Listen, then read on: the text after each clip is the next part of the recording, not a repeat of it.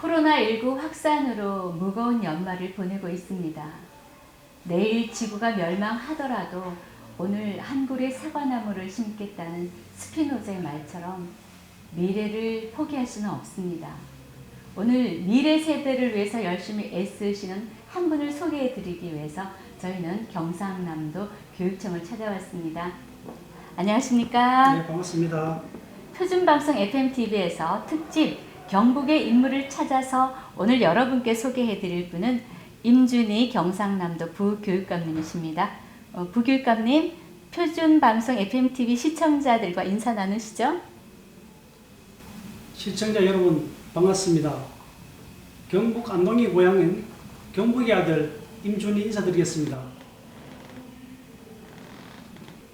예부터 인다 경북이라고 하지 않습니까? 경북 출신의 인물이 그만큼 많다는 뜻이겠지요. 임준희 부교육감님을 많은 분들이 추천해 주셨는데 저희가 특집에 모시려고 많이 애를 썼습니다. 굉장히 바쁘시다고 들었는데 이렇게 시간을 내주셔서 감사합니다. 많이 부족한 사람인데 이렇게 멀리서 찾아주셔서 너무 감사드립니다. 제가 누구보다 바쁘고 보람있게 이 연말을 보내고 계신다고 말씀을 드렸는데요.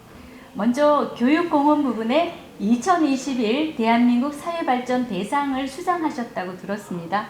축하드립니다. 네, 감사합니다. 네, 어떤 이유로 이렇게 수상을 하시게 됐을까요?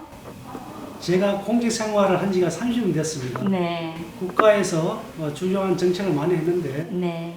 상복이 정말 없어서 네. 장관상조차도 사실은 받은 적이 한 번도 없었습니다. 네. 제가 교육부에 근무할 당시에 유아 누리과정 제도를 도입하고 네. 대학생 반값 등록금 정책인 국가장학금 제도를 도입하면서 네. 그런 정책 성과에 대해서 아마 인정해 주신 게 아니겠습니까?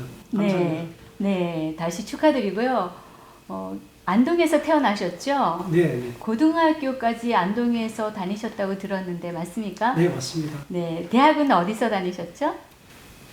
대학교는 고등학교를 졸업하고 네. 서울로 진학을 했습니다. 네. 연세대에 들어가셨죠? 네, 그렇습니다. 네. 그런데 특이한 것은 행정학과 다니셨으니까 의뢰 행정고시에 응시를 하시고 또 그 과정으로 가는 것이 당연하다고 생각이 되는데 교육행정 부분에 응시를 하셨더라고요. 네. 네. 특별한 이유가 있으셨나요?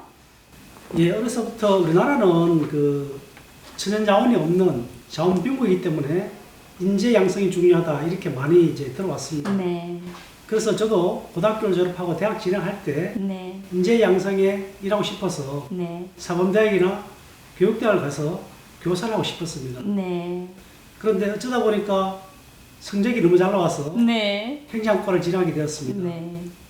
행정학과 진학을 한 뒤에 많은 고민을 했었습니다. 어떻게 하면 내가 원래부터 하고 싶었던 인재 양성의 길을 갈까 하다가 그렇다면 행정고시를 하자. 행정고시를 해서 교육부에 들어가면 네. 국가교육정책을 수립할 수 있으니까 교사보다는 훨씬 더 큰 일을 더 보람 있는 할 수 있지 않을까. 네. 그런 생각이 들어서 행정고시를 하게 되었습니다. 네. 교사보다는 훨씬 큰일하고 말씀하셨는데 임준희 부교육감이 정말 탁월한 선택을 하신 것 같아요. 학교 선생님으로서 만나는 대상보다 훨씬 많은 국민들에게 지금도 누리과정을 통해서 혜택을 주고 계신데요. 혹시 평생 동안 공직에 계시면서 가장 큰 보람이 있었던 일이 누리과정과 연관된 일은 아니신가 그런 생각도 드는데요. 네, 맞습니다. 제가 교육부에서 여러 가지 일을 했지만 네. 유아교육을 하면서 누리과정 제도를 만들면서 네. 그때 제가 생각했던 철학관을 맞아서 정말 열심히 했던 기억이 납니다.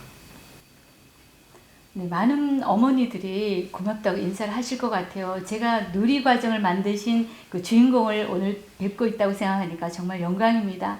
감사합니다.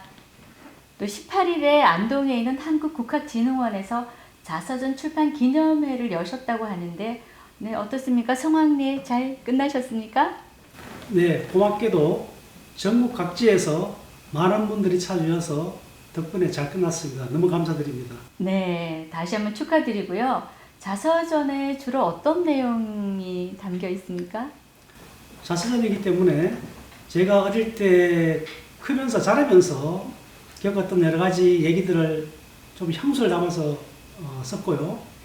그 다음에 학업 과정이 쉽지는 않았습니다. 네. 중학교, 고등학교, 대학을 다니면서 쉽지 않은 학업 과정이었는데 그 학업 과정을 어떻게 잘 이겨왔는지 네. 그런 내용을 담았고요.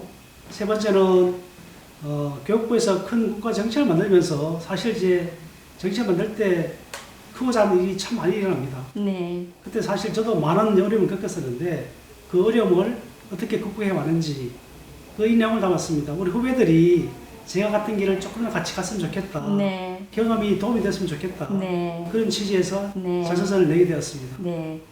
우리 부교육감님 말씀을 들어보니까 청년들이 이 책을 정말 많이 읽으면 좋겠다 이런 생각이 드는데요. 특별히 직업 선택을 할 때 우리 젊은이들에게 이렇게 공직에 대해서 관심을 가져주면 좋겠다 이런 열망을 가지고 계실 것 같아요.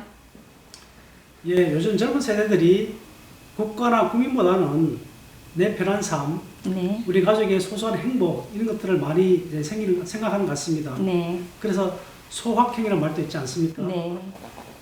그렇게 나의 삶도 중요하지만 또 국가와 국민을 위해서 국가 공무원에서 일하게 되면 훨씬 더 큰 일을 할 수 있고 네. 훨씬 더 큰 보람이 있기 때문에 네. 우리 젊은 세대들이 일부라도 네. 제가 같은 길을 갔으면 너무 고맙겠습니다. 네.